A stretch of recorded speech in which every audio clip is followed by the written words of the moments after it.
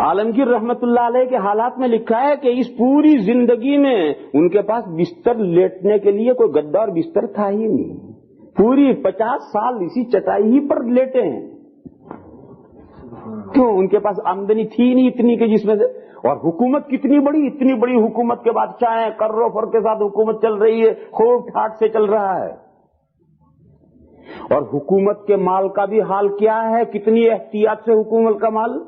دیکھو اس زمانے میں جیسا آج کل کا زمانہ ہے نا، آج کل آرٹس کا زمانہ ہے، تمام لغویات پر حکومتیں خوب انعام دیتی ہیں، یہاں اسپورٹس پر اور اس پر بھی، اور ناچ پر بھی، اور گانے پر بھی بڑے بڑے انعامات ملتے ہیں.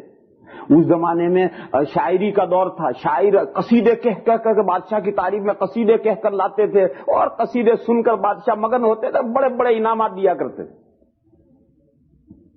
عالمگیر رحمت اللہ علیہ جب تخت حکومت پر بیٹھے ہیں، بادشاہ بنے ہیں، تو سارے ملک کے بڑے بڑے شعراء بڑے شاندار قصیدے کہہ کر کے، وہ فارسی کا دور تھا، فارسی میں قصیدے کہہ کر کے لے کر کے حاضر ہوئے. بادشاہ کو سنانے کی اجازت مانگتے ہیں، بادشاہ کے یہاں سنانے کی اجازت ہے ہی نہیں، کوئی اجازت ملتی نہیں کسی کو، کیونکہ ان کا قصیدہ سنیں گے تو انعام دینا پڑے گا. انعام کا میرے باپ کے گھر سے دوں گا، کہاں سے دوں گا میں؟ حکومت کا بیت المال. عالمگیر نے کہا میرا مال تھوڑا ہی ہے، ان کا قصیدہ سنوں گا تو انعام میں کہاں سے دوں گا؟ میرے پاس تو کچھ ہے ہی نہیں. اور سرکاری خزانہ میرے باپ کا تھوڑی ہے کہ جس کو جاؤں اتنا دے دوں. کسی کو اجازت نہیں مل رہی. خیر ان شاعروں نے وزراء سے کانٹیکٹ کیا اور وزیروں کو تیار کیا کہ وزیر سفارش کرے. تو وزیروں نے سفارش کی اور بادشاہ سے کہا کہ حضور یہ تو جو شاعر ہیں ان کی مثال تو کتوں جیسی ہے، اس کو گوشت کا ٹکڑا ڈال دو تو وہ کھانے میں مشغول ہو جائے گا، اور نہیں ڈالو گے تو بھونکے گا. یہ تو شاعروں کی زبان بند کرنی ضروری ہے، ورنہ یہ تو اگر برائی میں انہوں نے اگر قصیدے کہنے شروع کر دیا تو ساتویں زمین کے پاتال میں اتار دیں گے.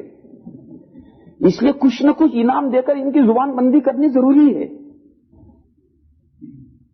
اس لیے ان کو باریابی کا موقع دینا چاہیے، ان کے کلام سننا چاہیے، کچھ نہ کچھ انعام دینا پڑے گا، ورنہ تو اگر یہ تو برائی کرنے لگ گئے تو ستیہ ناش کر دیں گے.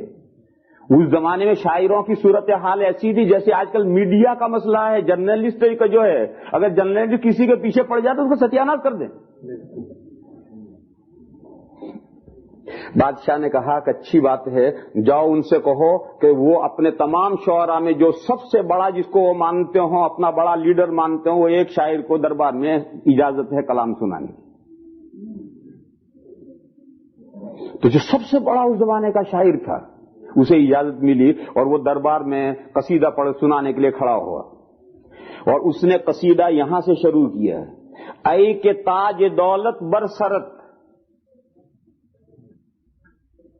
بس یہاں تک جملہ بولا اور عالمگیر رحمت اللہ علیہ نے کہا کہ شاعر عروض میدانی، کہا اے شاعر فن عروض جانتا ہے؟ فن عروض میں وزن ہوتا ہے، وزن کے اوپر شعر کو کاٹا جاتا ہے. تو پوچھا کہ شاعر عروض میدانی فن عروض جانتا ہے؟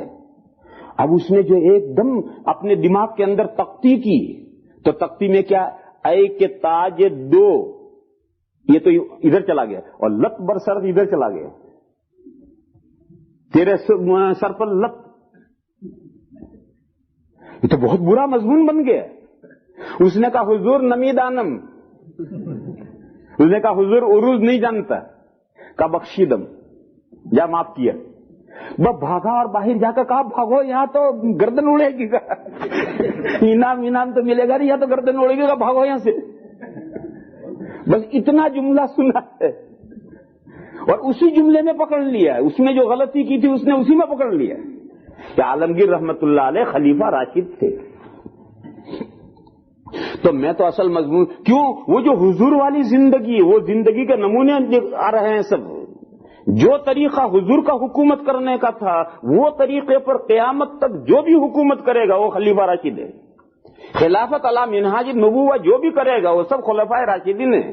اور خلفائے راشدین اسلام میں صرف 4 ہی نہیں ہیں، ہزاروں ہو سکتے ہیں، اور آج بھی ہو سکتے ہیں، اور آئندہ بھی ہو سکتے ہیں، اور قیامت تک سبھی ہو سکتے ہیں۔ اور وہ جو 4 خلفائے راشدین ہیں وہ تو بالکل حضور سے متصل آئے ہوئے ہیں۔